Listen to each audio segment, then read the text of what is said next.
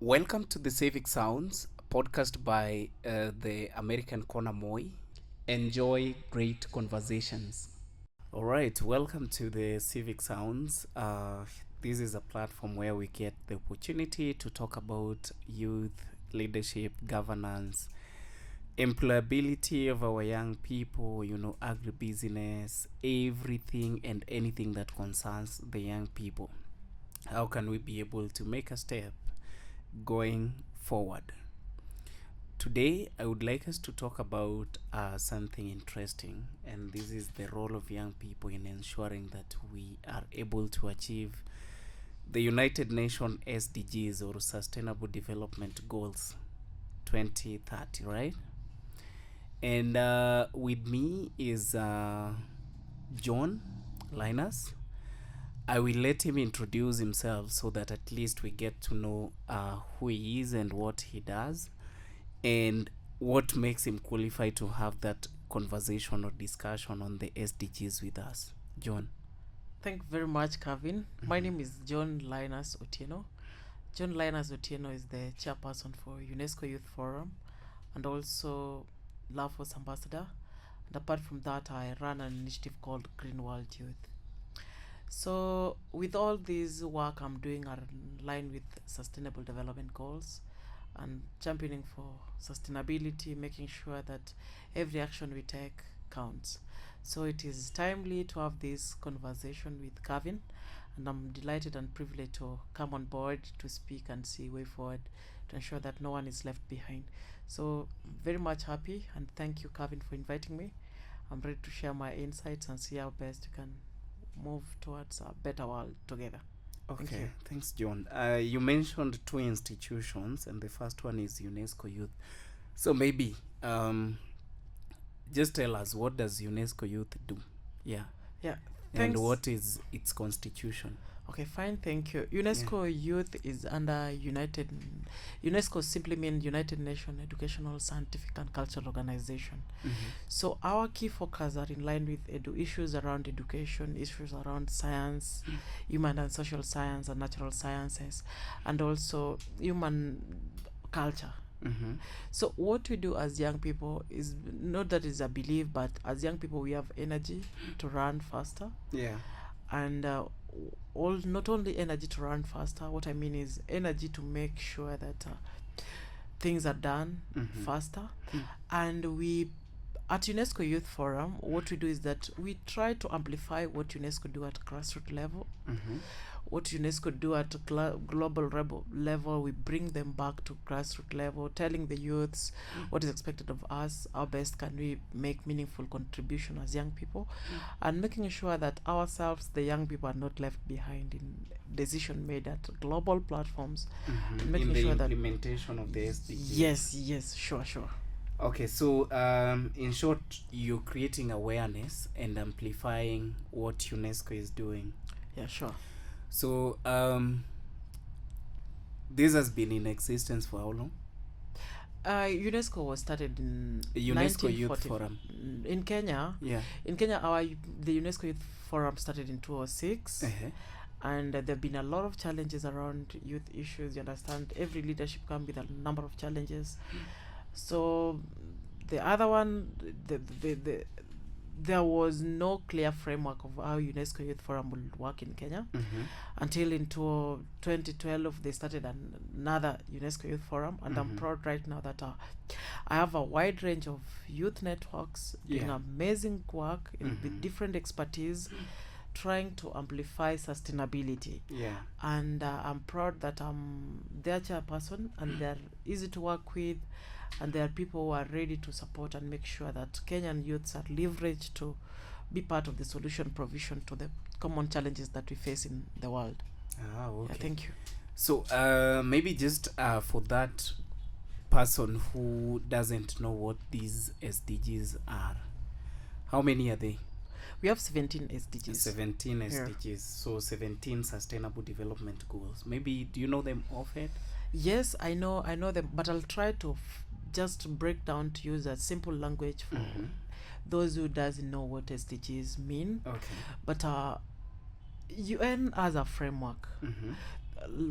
to start, let me just say, human beings, we have problems Yeah. in our lives, and that is why UN came up with a strategy and a framework to make sure that we find a very candid way, a very good way to handle the the planetary problems that we have. Yeah.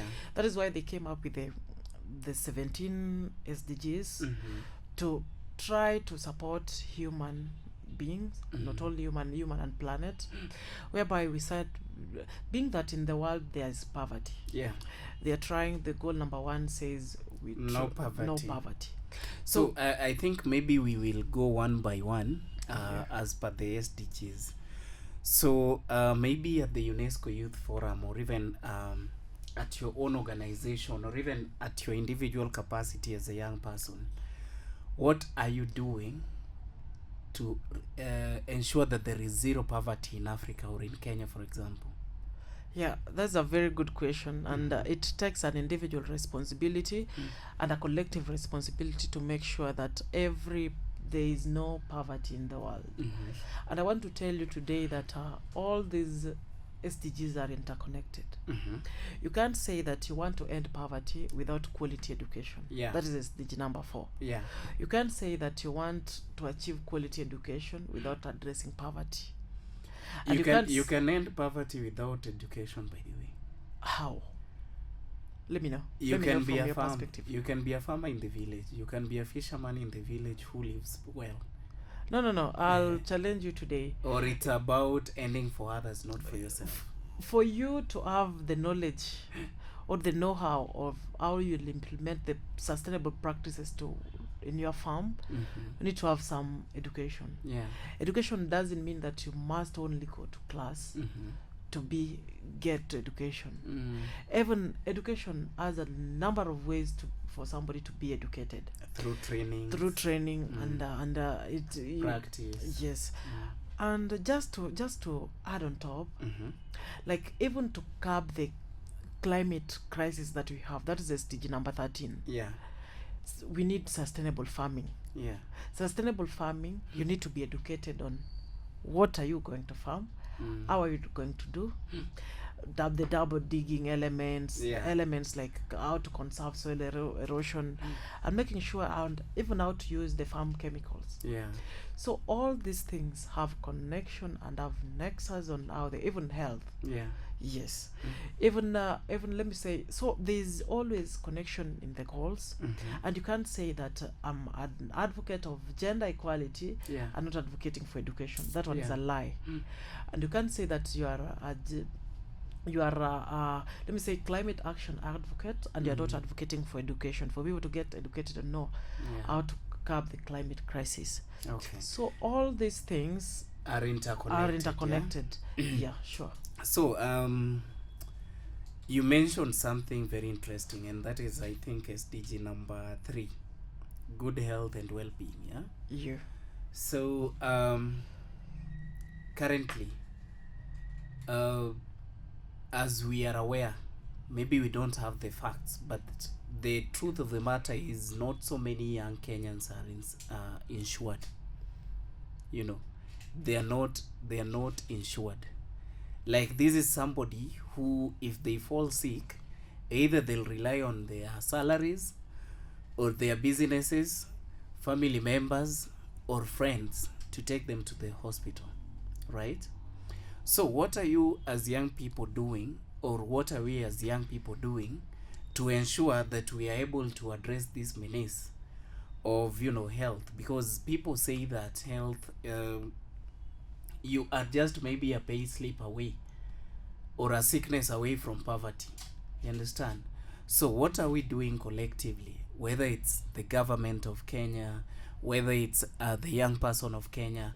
What are we doing to address the issue of healthcare and ensure well-being? Yes, thanks very much once again.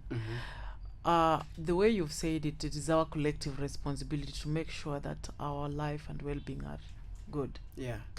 And to start, just like it takes a personal responsibility to make sure that I, as individual, as John Linus, must take care of myself. Yeah. For me to have a better future, I must take care of my life, must take care of other people's life. Yeah. So the most important thing as young people is to pass the information. Yeah.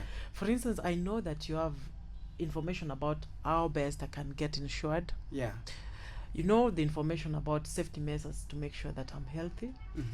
And you have the information on how best somebody can live a life full of potential, with full potential. So what is my responsibility, what is your responsibility, and what is our collective responsibility? Simple. One, teach me, I teach you. There's something that I'm good at, there's something that you're not good at. Yeah. And you have to understand that you are better at something, and someone else is better than you. Yeah, we are gifted different. Yes. Yeah. So the day will ensure that we know that another person also bring a unique value to our life or to our on our way of survival. Yeah. Will be great together. Growing you can't grow alone. Sincerely. Yeah. That is why you need somebody you need a teacher. Yeah. You need a doctor. You need your parent. Yeah. You need a number of people to make sure that you live to your full potential. So as young people, we have a collective responsibility to advocate for what is good, what is right, what is just, and what is good for our consumption. Yeah.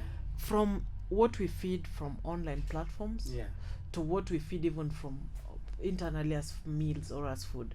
Yeah, so this is in terms of what we feed on the internet is responsible for our mental well-being. Yeah. Yes. Okay. And I think that is another crisis because currently there are so many young people who are suffering from mental health issues. You know, maybe they are succumbing to pressure, maybe they are going through stress and all that. Why do you think that has become rampant? Yes. The mental health issues, why have they become rampant? It is because of a number of issues that youth are going through. For instance, for me to survive in today's life, I need to have food on table. Yeah. I need to have small financial flow where can make me flexible. I need to go to maybe visit someone, go to a conference, go to a learning institution, and make sure that I travel. I need to have parents who are healthy. Yeah. You understand? So at times you find that most youth lack employment. You understand? Unemployment. You don't have where you can get financial flow. Yeah. You have a lot of issues to handle at the end of the day. And also for somebody, most youth from let's say 18 even to 35, a good number are in relationship. Yeah. And when you are in a relationship, you find that like maybe it comes it comes with also responsibility. So when there is responsibility, you need to maybe commit to some things. You need to handle 1, 2, 3 things.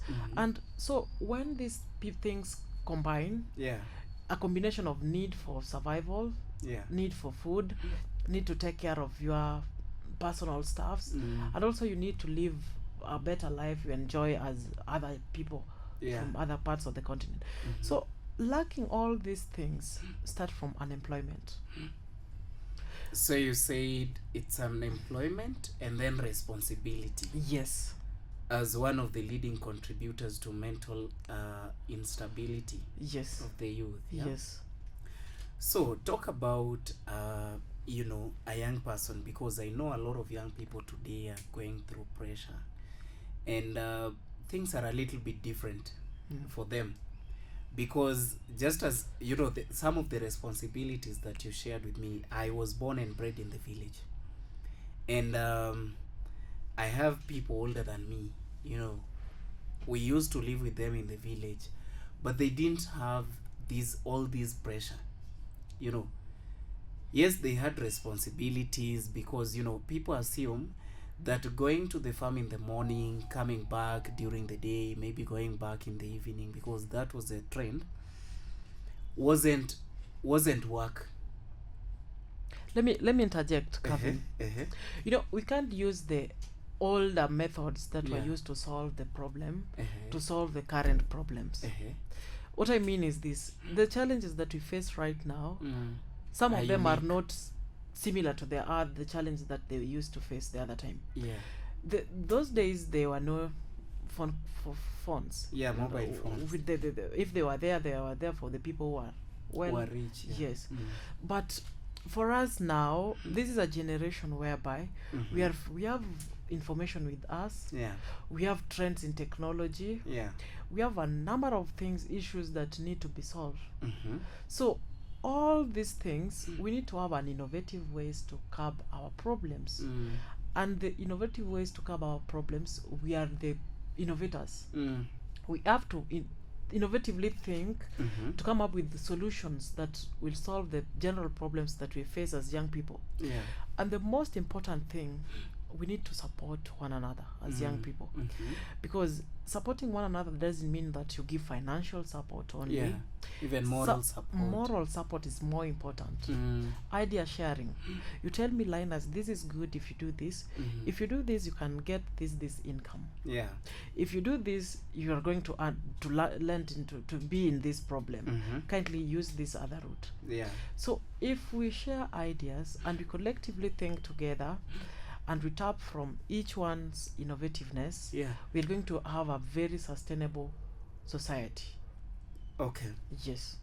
You talked about us being innovative, yeah? Yeah. And you equally said, for you to realize zero poverty, you need to involve a bit of education. Yes. And that is SDG number 4, that is quality education. Yes. Number 1, and you try to be as honest as you can, do you think our education is quality as Kenyans? For me, at a personal level, I can say that I was given quality education. You were given quality education, yes. Okay. So you feel like the education you got adequately prepared you for the things that you're doing currently? What I can say that there's need to adjust in a number of elements, a number of strategies. My question is, you feel like the education you got adequately prepared for the things you're doing today? Apart from the education that I got from class, I've innovatively involved myself in a number of platforms, a number of engagements that have given me a lot of knowledge. Okay. I didn't pursue international relations in campus, but right now I have some skills in international relations and diplomacy. And so you're engaging a lot on diplomatic issues, yeah? And I want to tell you that it is not a must to go to class to get knowledge that you want as individual level. Yeah. What I believe is, if you want to get something, you go for it. And the best way to go for it, to make yourself have the knowledge that you want, is to involve yourself in innovative volunteerism. What I mean is this. Personally, I'm a beneficiary of innovative volunteerism. I have a wide range of mentors. I have a wide range of platforms that I involve myself into. Why am I doing this? Because I took this at a personal level, that I want to learn how to contribute meaningfully to environmental issues. I want to learn how to contribute meaningfully to education issues. What is my responsibility? I have to find innovative ways to join these platforms where that will give me adequate knowledge, skills, and even be an expert in those areas. So why saying innovative volunteerism? Personally, I started volunteering while I was in my first year in campus. I started with I Love Black People. It's a Pan-African organization. I joined this via Facebook. And with that, I've managed to join a number of organizations. I started volunteering with UNESCO some years back. I started volunteering with the UNEP Children and Youth Major Group to UNEP. And equally, I participated in organizing Africa Youth Climate Assembly, the precursor event for the Africa Climate Summit. And with that, only gave me a lot of connections, a lot of networks that I'm really benefiting from them, and I'm still learning from them, and I'm ready to share the knowledge that I learned from these people, and make sure to tap what I've gained to pass it to the other generation. So the most important thing is be ready to learn, be ready to be teachable, Yeah. and be ready to also share your value. Yeah. Value builds value. Yeah. You bring something on table, I bring something on table, then I We see how combine best them. we combine them Yeah. and make sure that we make bold moves to ensure that there is sustainability in finance flow, sustainability in knowledge production, and sustainability in our way of life, making sure that we have food on table, Yeah. have money to make you flexible. As youth, you can't, sincerely, youth right now need money. We can't pretend that we don't need money, because everything is money. You need to travel, money. You need to go to do advocacy work, maybe in arid and semi-arid areas, go tell them the importance of conserving environment, and many other these things. You need money to make you flexible. Yeah. So all these things needs a collective and approach to make sure that we live a life that we need, and a life of our full potential. So in short, the youth need money. Yes. So still allow me to drag you back to my question, because maybe I feel like you haven't adequately addressed it. Yeah. Let me put it in this way. What you're doing currently, would you attribute it to the certificates that you got from school? A very good question. What I'm doing currently is I'm doing what my passion is. You're doing your passion. Yes. Right? Not what you studied in school. Yes, sincerely. First, what did you study? I did automotive technology and engineering. Yes. Yes. That is new to me. Yes, I can teach automotive technology. I actually thought Yeah. you did a social science course. No. You know? I'm a scientist.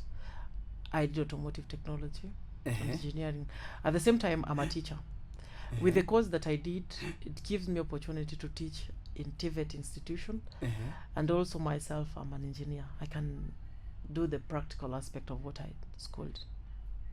Okay. But okay. that didn't limit me to do what my passion is. Okay. Yeah. So at least in short, you've answered my question. Yes. That whatever you're doing, because I know what you're doing and what you studied are totally different. So come to think of it, and I was telling you this before we came here, that I have a number of cases of young people, university and college students, who are studying courses that they don't like. They are studying it because they were placed by the system. So what do you think we can do to at least ensure that if your passion has been in all these all along, you got the opportunity to study what is in line with your interest and your passion? Kevin, that is a good and a sensitive question. Why saying so is that we are in the system. Yes. A system whereby we have people who are ahead of us, our leaders, policymakers, and policymakers.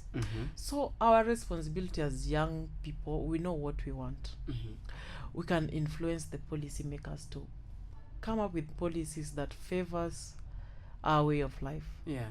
For instance, the question around what you do in campus and what you're doing outside campus is a very important question, because first, for what we can do as young people is to advocate. We have energy to influence a number of things. Energy, how we can do this is use the available tools that we have, and we use them meaningfully. We have social media platforms, and not only social media platforms, even with us we have leaders. Me personally, I call myself a leader, not because of the title, but because of what I'm able to do to make sure that the people I'm serving feel that you're giving them a sense of direction. So I feel like even the position that I serve under UNESCO, UNESCO mainly is the intellectual body of United Nations. And education plays a critical role in everybody's development. Education is the bedrock for development. We can't go away from education. So what we can do, acknowledging that we are gifted differently, we can try to use good, harmonized, and polite ways to influence policy and make sure that this what you are feeding us in our education system currently is not relevant with the trends in technology. So if they will understand this, I think they, if there is no parent who can't understand their children. Yeah. So I believe that if we responsibly and we just approach those in system, those in government and policymakers in a more structured way, more peaceful way, we tell them that this is what is in the market and this is what you are offering us. Yeah. Kindly, can we do this much? Can we bridge the gap to make sure that to address the issue and make sure that skill mismatch so that we address this. Yeah. Calvin, I want to tell you that right now I'm privileged that we are coming up with we are developing African Youth Employment Action Lab in partnership with ILO and African Union, and we've been trying to see how best why our numbers of unemployed youth are increasing in Africa. Yeah. How best can we address this issue? And the same question that you've asked me here, like skill mismatch, are key issues that need to be addressed. And the need to address this, we must engage those who are responsible for this, and make sure that we have a win-win situation. They get to understand us and they give us the good system that can work. Though acknowledging all these things can't take place in one day. But I believe that it is possible to achieve a better world that we all need and all desire to have. Okay. Yes. Linus, you've talked about education.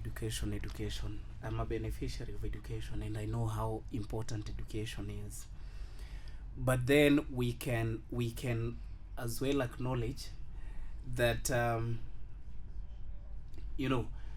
there are some of our brothers and sisters who are gifted differently. Sure. True. They might not have thrived in class, but sure. if you go out there, they're thriving in their crafts. Yeah. Understand? Yeah. And so what is UNESCO, for example, doing to at least ensure that even these people who are not able to thrive in schoolwork, but are thriving in their craft, especially in the informal sector, are equally accorded equal opportunities to be able to thrive and to earn a living and even to contribute to the building of our economy. Calvin, I want to tell you that first I want to salute UNESCO for the good work and the leadership of UNESCO for the good work they've been doing. And personally, at a personal level, not at a personal level, but what UNESCO has done generally, UNESCO has come up with favorable frameworks to address issues around the even TVET education. And equally not just addressing issues but equally supporting these structures. And I've been able to see by myself right now. We last year 2024 we have regional consultation on general education meeting. The general education meeting happened. That was last year. Yes, happened in Fortaleza, Brazil. And I want to tell you that our Youth Forum members, UNESCO Youth Forum, played a critical role there, because we gave ideas and we are proud that the outcome document that was released from the general education meeting had the frameworks that we incorporated during the general education meeting. So I know that next year and this year it is a 1 month difference. And I believe that all the policies that were put on global platform will trickle down to every member state of UNESCO, making sure that every member state is not left behind. So I believe, and I firmly believe, that the policies that UNESCO is coming up with recently, just a typical example, we have trends in technology. There are issues in artificial intelligence. There's a nexus between ethical AI and education. In January 24th was International Day of Education. I'm privileged that I appeared in a video that I organized together with the regional office for Eastern Africa, UNESCO regional office for East Africa, to get the ideas from the students' perspective on ethical AI and education. And the student themselves, me personally, I shared my idea, and I felt like there are a lot of need to be addressed. So UNESCO is doing their part.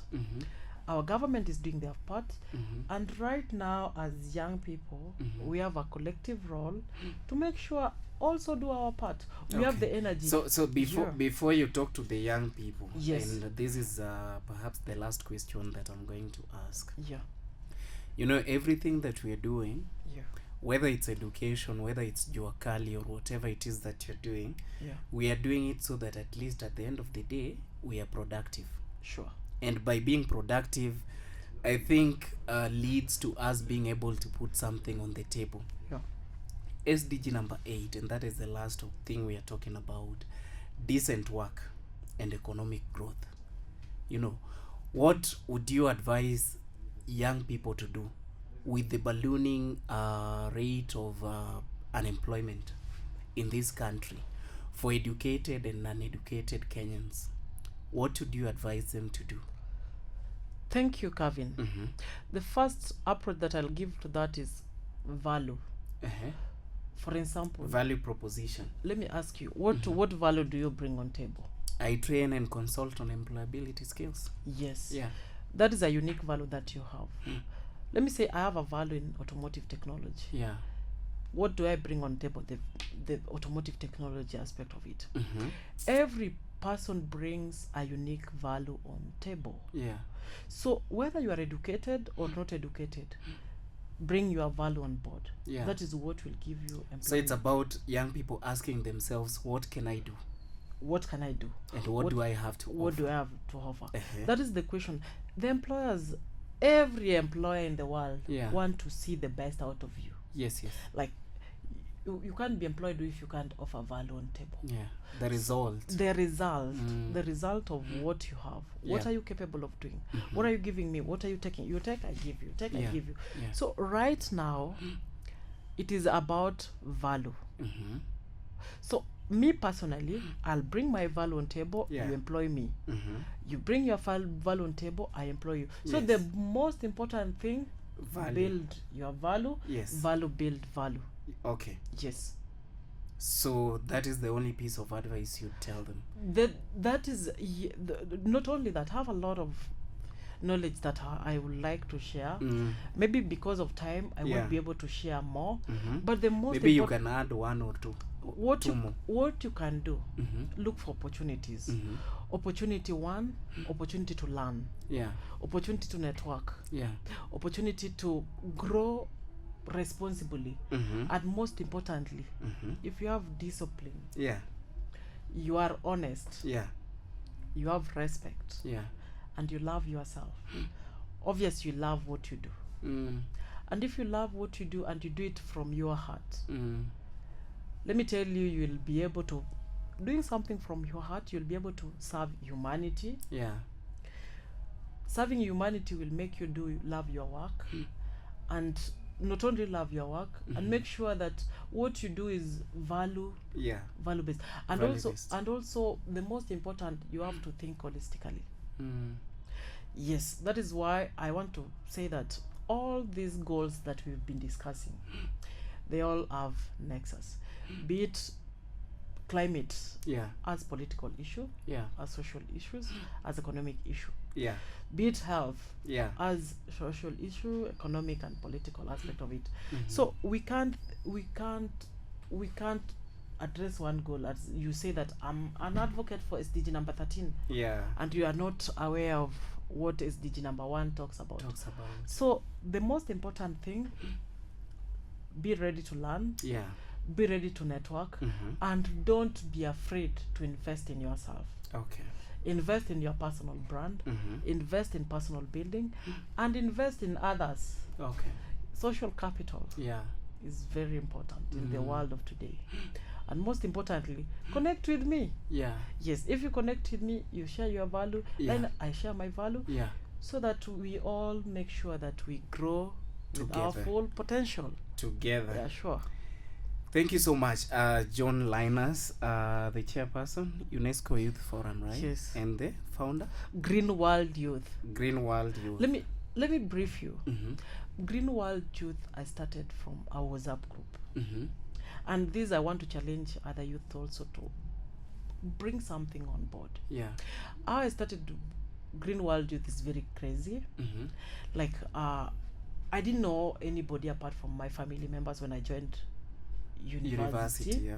Then after joining university, that is why I'm telling you education is the bedrock of every development. Mm-hmm. So I created a lot of networks. Yes. Within the school. Within the school and outside the school. Mm-hmm. I brought these networks together and I was up. These people keep sharing what they are doing. Yeah. You are in Kericho, you share what you're doing in Kericho. Mm-hmm. You're in South Africa, you share with me what you are doing in South Africa. Mm-hmm. And with that, what I was doing is to amplify what you do Mm-hmm. and what I do on social media platforms. Yeah. I started by making Green World Youth an education platform, doing climate awareness and climate education. Mm-hmm. What we've done, all what we've been doing, Yeah. I was privileged to be ranked at position 200 and total 500 global influencers on climate. Okay. And with that, I tell you, I've built a huge network with people. So what does the organization do? Right now, we have 1 million tree seedlings that we sell. We have both fruit trees, indigenous. Where there are the million. Our million tree seedlings is in Migori County. Migori is in Migori County. Yes. Which sub-county? Kuria. Okay. Christ. So that is where we got some piece of land, Yeah. and we have very quality seedlings, very healthy seedlings, and I would like to connect with us to give you. It is a partnership between Green World Youth and Green Cover Trees Kenya.